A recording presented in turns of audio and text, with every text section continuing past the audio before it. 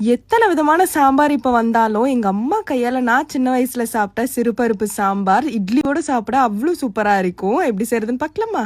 குக்கர்ல 1 கப் அளவுக்கு சிறுபருப்பு எடுத்துக்கலாம். 4 மீடியம் சைஸ் வெங்காயம், 3 மீடியம் சைஸ் தக்காளி, 8 போல பச்சை மிளகாய் சேர்த்துக்கலாம். 3 பல் போல பூண்டு, 1 ஸ்பூன் அளவுக்கு மஞ்சத்தூள், ஒரு சின்ன துண்டு போல கட்டி பெருங்காயம் இதெல்லாத்தையும் சேர்த்துட்டு 1.5 கிளாஸ் அளவுக்கு தண்ணி ஊத்திக்கலாம். 6 விசில் அப்புறம் ஓபன் பண்ணிட்டு நல்லா இந்த மாதிரி கடைஞ்சு எடுத்துக்கலாம். இது கூடவே இன்னொரு கிளாஸ் போல தண்ணி ஊத்திட்டு நல்லா மிக்ஸ் பண்ணிக்கலாம்.